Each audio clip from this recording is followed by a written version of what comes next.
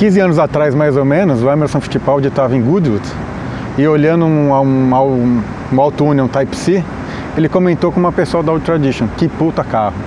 Eu gosto muito da marca, comecei a correr com DKV. Daí o cara falou, quando foi perguntar, cadê o Emerson? Já não estava mais lá. E numa oportunidade com um conhecido do Brasil, ele falou, meu, me conta essa história de Emerson Fittipaldi, correr de DKV. Ele falou assim, quando a gente teve a fábrica aqui, deu o cara da Audi Tradition. Como assim fábrica? Foi feito DKV no Brasil? Foi feito uma porrada de DKV no Brasil.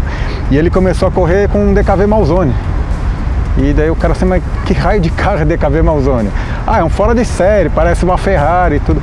Então quando o pessoal da Audi Tradition descobriu que era o Malzone, eles na hora falaram assim, a gente tem que ter esse carro no museu. Então foi quando eles falaram assim, deram um jeito de achar um Malzone aqui no Brasil e levar para Ingolstadt para fazer parte do acervo da Audi Tradition. Isso depois com mais 2 modelos que também não foram feitos na Alemanha e só aqui no Brasil. Em 2016 eu estive na Alemanha num evento em homenagem à carreira do Walter Röhr, onde ele estava guiando todos os carros da carreira dele e eu estava com uma camiseta de GT Malzone. Foi quando o pessoal da Audi Tradition me viu, me parou, me abordou, tipo, meu, o que é essa camiseta? Eu falei, é um Malzone, pô, vocês não estão vendo que é um Malzone? Daí os caras me ensinaram, a gente tá vendo que é um Malzone, eu quero saber por que você está usando isso. Eu falei, eu estou usando isso porque sou lá do Brasil. Daí os caras, pô, você é do Brasil? O que você está fazendo aqui? Porque era um evento no meio da montanha, bem regional, assim, com pouca divulgação. Eu falei assim, tô aqui porque gosto da marca, gosto de Audi, estou fazendo um Sport 4 e já tive com meu pai, restaurei Malzone, fizemos uma réplica. Daí os caras não deram a mínima para Sport 4, eles queriam saber de Malzone, né? Então foi muito legal, deu para ver que eles têm um amor gigantesco por DKV, gigantesco mesmo, eles amam de paixão, né? E fui muito bem recebido por eles. Depois tive um convite para conhecer o galpão secreto deles lá, próximo ao museu, onde eu pude ver o Malzone que eles têm no acervo e todos os outros carros, né?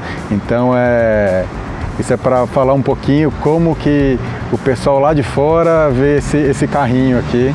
Eles vêm com outros olhos que às vezes até o pessoal no Brasil não tem ideia, né?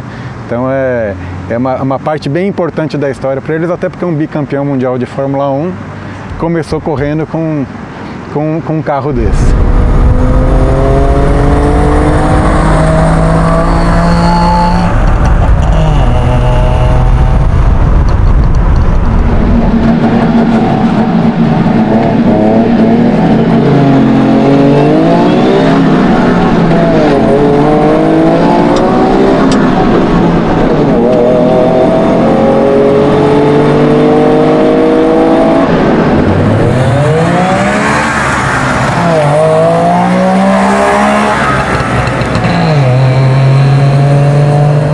O nascimento da indústria nacional em 56 trouxe a imediata necessidade da divulgação das qualidades desses novos produtos.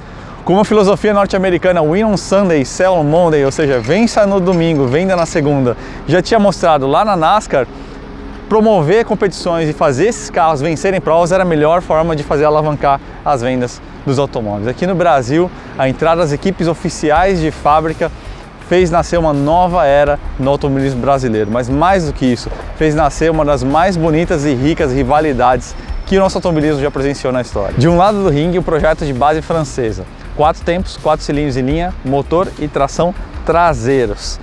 Um carro cujo limite dinâmico se mostrava bastante traseiro. Pilotos agressivos como Beard Clemente ou extremamente suaves e técnicos como Luizinha Pereira Bueno fizeram a história da equipe Willys. Renault Dauphine e as berlinetas como a Alpine e a 108 e especialmente o Willys Interlagos foram os grandes trunfos dessa equipe. Do outro lado do ringue, contudo, a quase total antítese, um projeto de base alemã, motor 2 tempos, 3 cilindros em linha, motor e tração dianteiras, um carro extremamente leve, quase sem freio motor por causa do motor 2 tempos e que exige, portanto, uma tocada muito específica e bastante refinada aí na mão de mestres como Marinho, Chico Lameirão e Jorge Letri.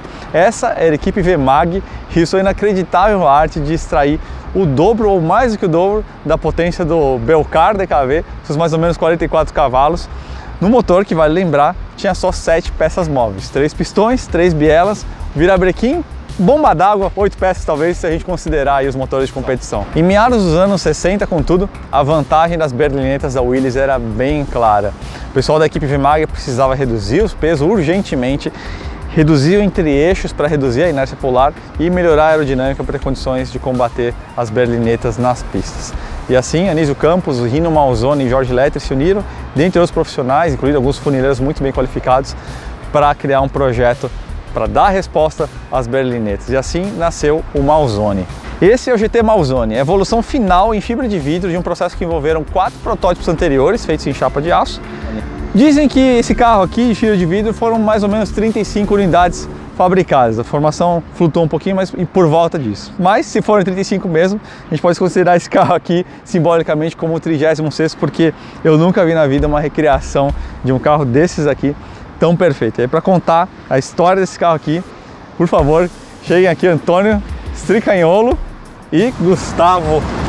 Tudo bom? Tudo bom. Tudo bem? Tudo bem. E aí, Barata. bom? Tudo bem? Para contar pra gente os detalhes e a história desse carro aqui. Antônio, como que surgiu esse carro aqui? Como que nasceu a ideia de fazer uma recriação, uma réplica tão perfeita? Eu restaurei dois Malzones, né? O chassi 01 e o 034. Teoricamente o penúltimo ou o último. Penúltimo e último, em tese. E um Puma DKV. Tá. Eles foram vendidos, só que antes eu tirei o molde para replicar, porque a ideia é replicar um com mecânica original DKV e outro com uma mecânica Audi. 5 cilindros em linha. 5 cilindros em linha, etc. Isso é uma conversa para outro dia. Um dia acho que ainda sai. Caramba. Mas quando você restaurou aquele GT Malzone, o 1 e o 34, já tinha em mente então extrair o molde replicar mais, para criar essa réplica aqui. Esse aqui.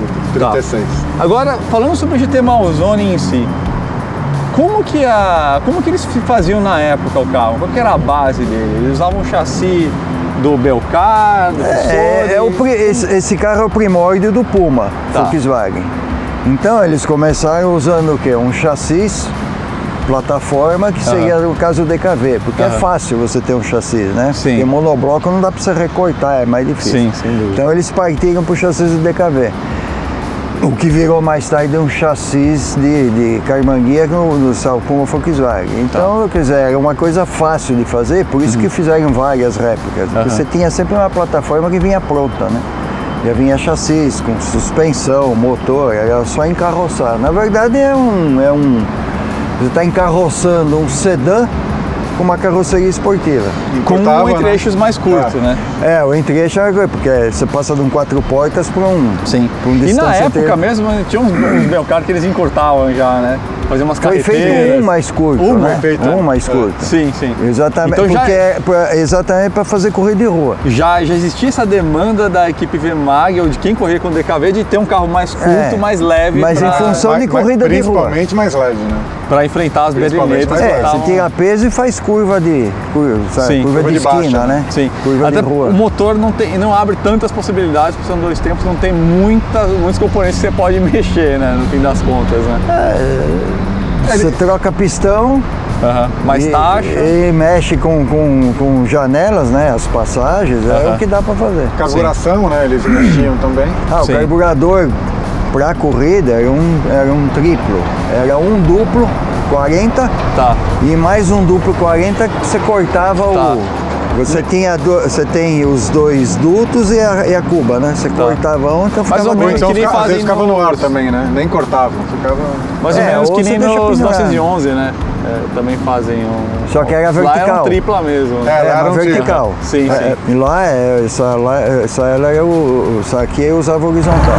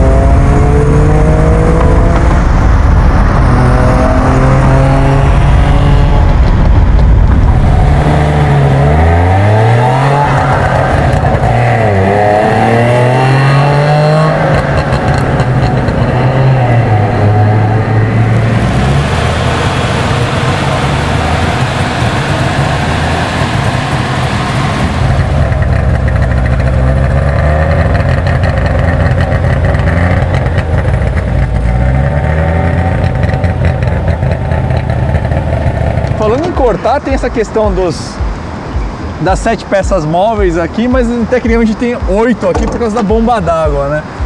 Você acrescenta. Conta pra gente aí, Antônio, essa questão do radiador que a gente estava falando há pouco tempo aí.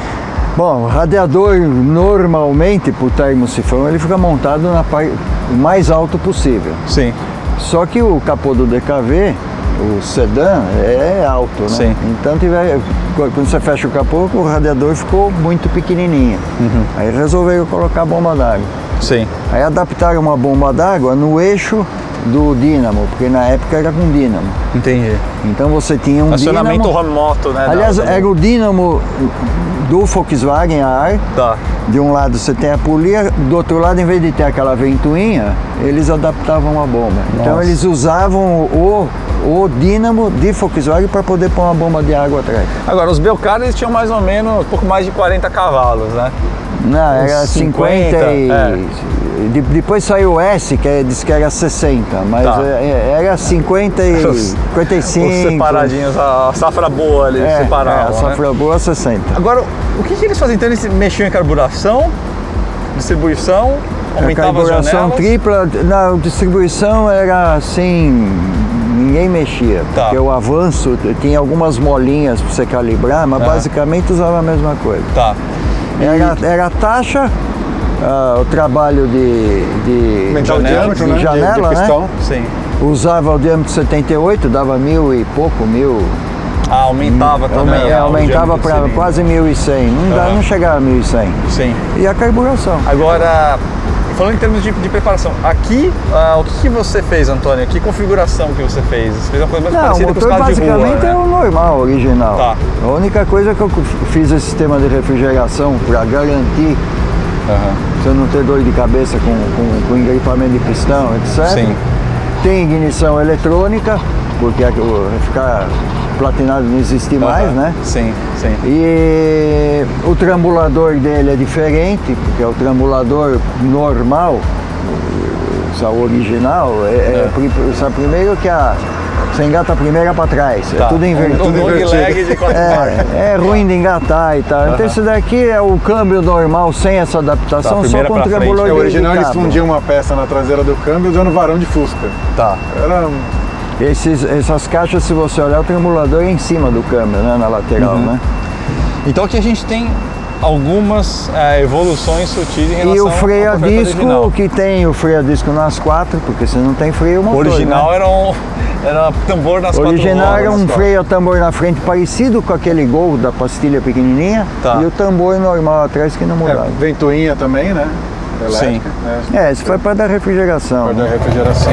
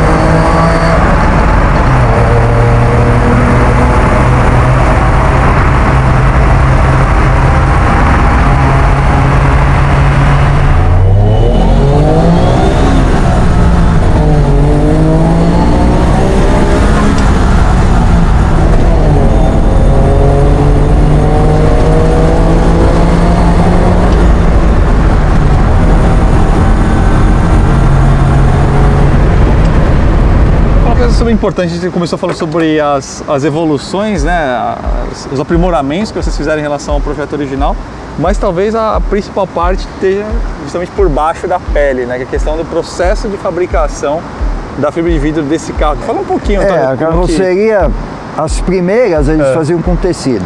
Tá. Do Celso Cunha e Malzones, que era um processo semelhante dos Interlagos, né? Tá. Que era o que tinha na época que já era feito aqui. Depois, mais tarde, Puma, o processo é outro, é um processo de fabricação que não tem como você não fazer uma coisa muito grossa. Esse daqui eu voltei a fazer com o tecido também. Tá. Então, se você reparar a espessura da tampa, você está vendo que a espessura da tampa do original, ela é dessa espessura. Esse aqui, se você prestar atenção, São duas folhas. é uma folha fina fora e uma folha... E essa parte de dentro ele faz. E isso que você está vendo grosso é apenas a emenda. O original não, ele é dessa espessura aqui. Agora, então, Antônio, os 30 E e assim, poucos... por aí vai, né? Porta, Sim, foi tudo ficou mais Borda de delicado. paralama. Né?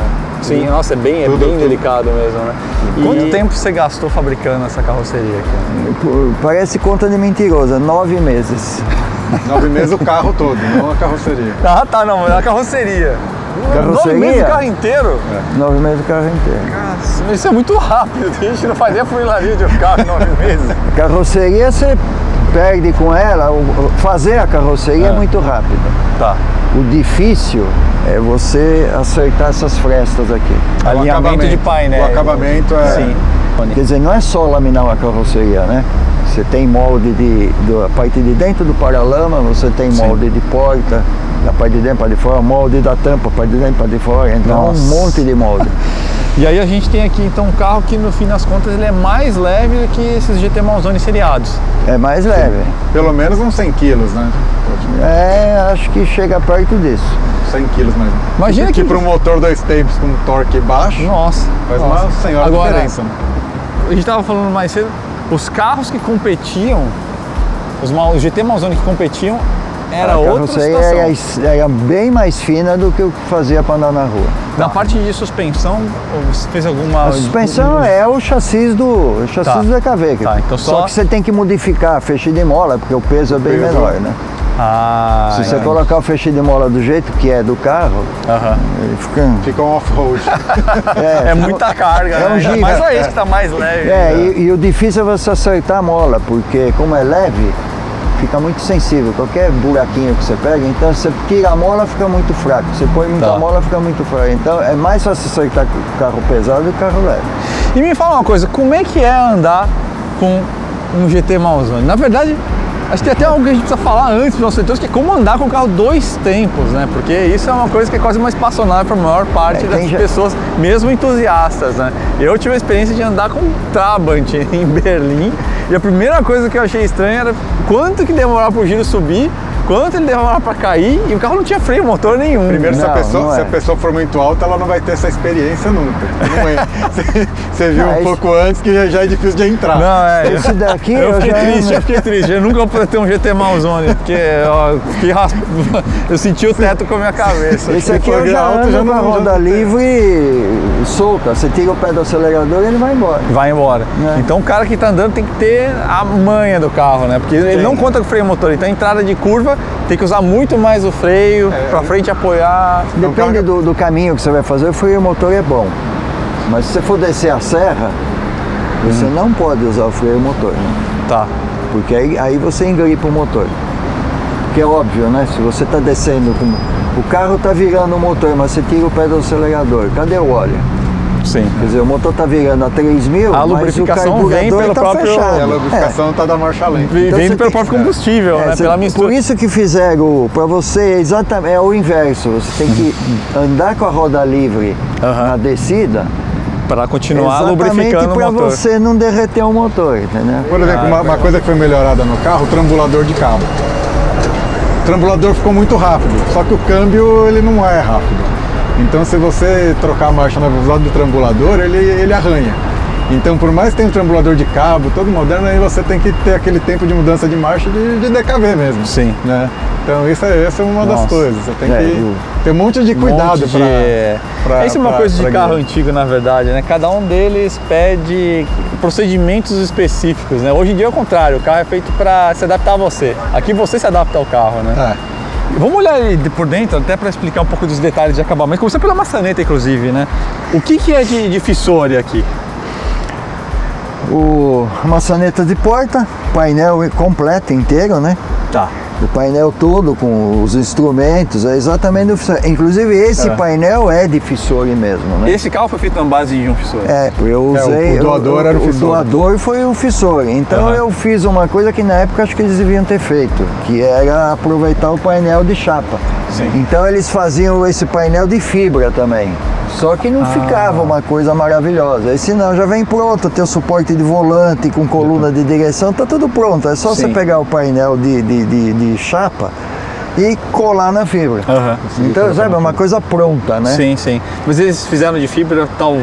Por quê? Por custo ou peso? Não faço ideia. Talvez fosse difícil comprar. Eu acho que o acordo era só o chassi e a mecânica. Não estava incluso o acabamento. Sei lá, mas seria muito mais fácil de comprar. estamparia, não sei. Sim. E, bom, ali a parte de volante a gente tem uma diferença em relação à maior parte dos GT, né? O que mudava era o volante, né? Porque o volante original é grande, né? Enorme. Era Fórmula 1 grandão, né? Fittipaldi de Fórmula 1. Não, digo volante do Fissore. Aquele com aguinha e tal, sim. Aí não cabia. Bom, vamos encerrar antes que o São Pedro derrube a última luz aqui. Gustavo, obrigado demais. Valeu. Antônio, não tenho nem o que dizer. Meus parabéns por tudo isso aí, porque é maravilhoso ver isso aí. Isso aí, valeu pessoal.